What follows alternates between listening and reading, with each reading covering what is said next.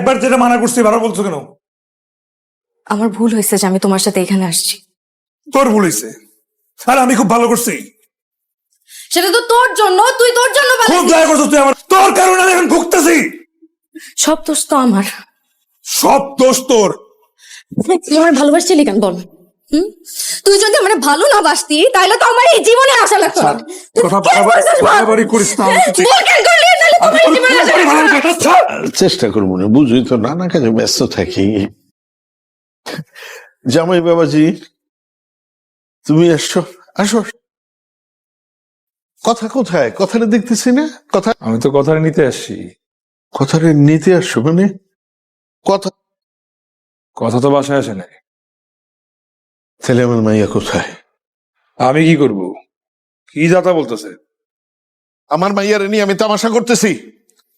তুই কি আমার মায়ের খুন করে ফেলাইছস? তুই হ্যাঁ সারেন উল্টা পাল্টা কথা বলছে। কথা এই, এই কথা এই পুলিশে খবর দে, পুলিশে খবর দে।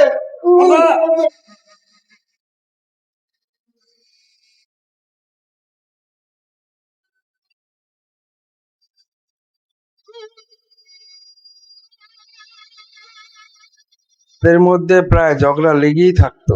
অনেক মারতো। আমার মাইয়ারে খুন করে লাশ গুম করে দিছে এই ফকির পোলা।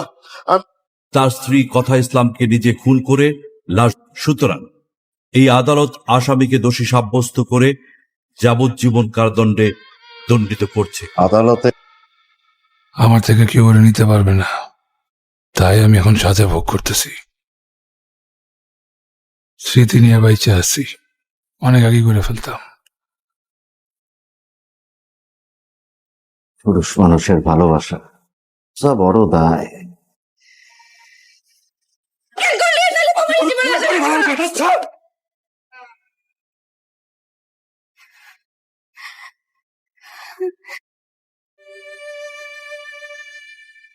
আমিও না রাগের মাথায় কখন কি করি। কথা আমার জন্য যেহেতু তোমার অনেক সমস্যা হচ্ছে, তোমাকে ছেড়ে আমি আমার বাবা মায়ের কাছে ফিরে গেলাম। আমি জানি রাগের মাথায় আমি যা করছিলাম তা একজন ভালোবাসার মানুষের সঙ্গে করা যায় না। আমার কথা, আমার জীবনের সবচেয়ে আপন মানুষ, তার গায়ে আমি হাত তুলছিলাম। বুঝতেছি একটা রাগ, একটা ভুল মুহূর্ত সবকিছু কেড়ে নিতে পারে। ভালো মানুষের উপরে আপনার ইন্টারেস্ট তৈরি হয়নি, যে মা বাবা পরিবার পরিজন তাদের জন্য আপনার মায়া লাগেনি। একটু যদি আমাকে ডিটেলস ঘটনাটা বলতেন। এই ছেলে পেলে বড় লোকের মাইয়ারে প্রেমের ফাঁদে ফেলায় তার সম্পত্তি গ্রাস করবে।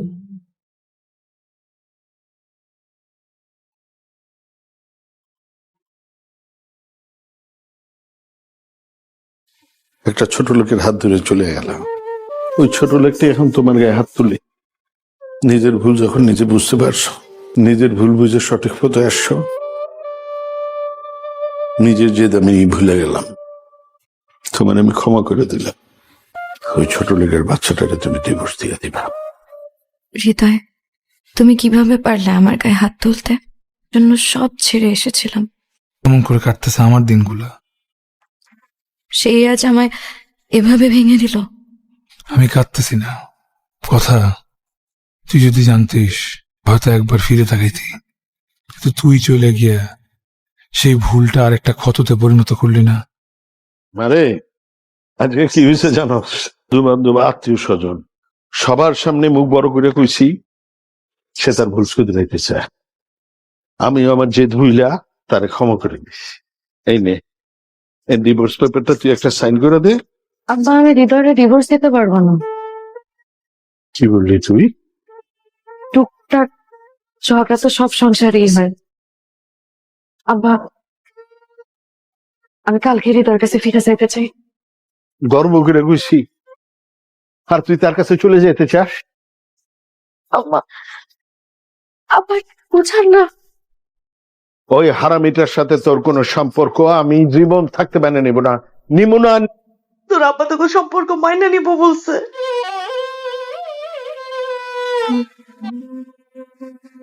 সবাই ভাবে আমি খুব পাশা, আমার জেদ বড় না, আমার মায়ের সুখ শান্তি বড়। একটু চিন্তা করি, আমি নিজে তোর হৃদয়ের কাছে পৌঁছে দিয়ে আসবো। যা, ভালো থাকিস, আসি বাবা। আর জামাই নিয়ে বেড়াইতে আসিস। হুম। কথা নেই বার্তা নেই, আপনি আমার বাড়িতে ঢুকে পড়লেন। কেয়ার করা বলেন, কথা হত্যা মামলায় নকল আসামি শাস্তি পাচ্ছে। কি যাতা বলতেছেন হৃদয়? আদালত তারে আমার মেয়ের খুনের দায়ে সাজা দিয়ে জেলখানায় পাঠিয়ে দিচ্ছে। করতে এসেছি, আরো একটু মস্করা করি। বাসে একা যায়নি, ওর সাথে আপনি। কি আবল তাবল বলতেছেন? দেখেন, এই সম্মানিত মানুষের স্ত্রী নিশ্চয়ই সম্মানিত। আপনার স্ত্রী, আপনি কথাকে এগিয়ে দিতে যে সেদিন আর ফিরে আসেননি, এসেছেন পরের দিন। কোথায় গিয়েছিলেন আব্বাস সাহেব? এই নাম্বারটা চেনেন? সেদিন আপনি কার কার সাথে কথা বলেছেন, কি কি কথা বলেছেন, প্রত্যেকটা ডিটেলস এখানে আছে।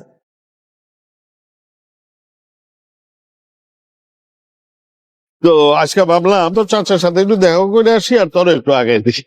এটা হয়েছে তো, তুমি আমার আগে বললা না কেন? আগে টাইম মনে হইলো, আচ্ছা তোর ওই চাচার লোক একটু দেখা করে যাই। হৃদয়, তোমাকে আর কষ্ট পেতে হবে না। তোমার কথা তোমার কাছে ফিরে আসতেছে। ঠিক আছে, থাক, আমরা আইতেছি। কে ফোন দিছে আব্বা? চাচা ফোন দিছিল, কিন্তু মা একটা সমস্যা তো হয়ে গেছে, তো যে তোর আমি আগায় দিতে আসি, এখনকে বাতি জুড়ে নিয়ে আসো, থেকে যাও, কালকে সকালে আমি তোমার বাস উঠে দেবো। সরি হৃদয়, কথা না করতে পারি নাই। কথার জন্য তোমাকে আরেকটা দিন অপেক্ষা করতে হইব।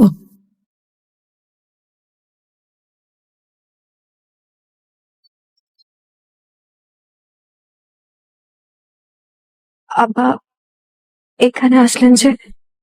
তুই যেদিন জন্মাইছিলি খুব খুশি ছিলাম, খুশিতে সারা এলাকার মানুষকে মিষ্টি খাওয়াচ্ছি, কত স্বপ্ন দেখছি, কত আশা ছিল মনে, কিন্তু আমার সব স্বপ্ন, সব আশা ধূলিসাৎ হয়ে গেছে যেদিন ওই ফকির নিয়ে পোলাটোর লেগেছে পলাইকে নেই। বলতেছেন আপনি আব্বা? আপনি আমার ছাইরা দেন আব্বা। আমি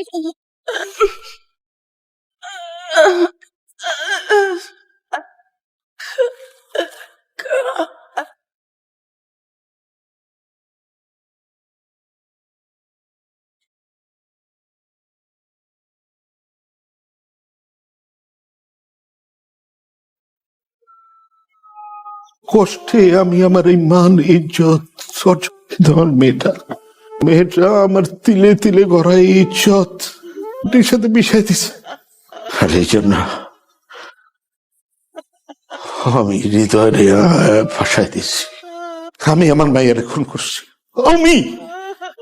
ছি আব্বাস সাহেব, পৃথিবীর সমস্ত বাবাকে কলঙ্কিত করলেন। সে দিল আগুনের মতো, আপন পড়ছিল না, আমার ইজ্জতে হাত দিয়ে আমার সেদের আগুন জ্বালাইছস। সারা জীবন কয়লার মতো দুঃখতে দুঃখতে জ্বলতে থাকবি, এটাই আমার শাস্তি।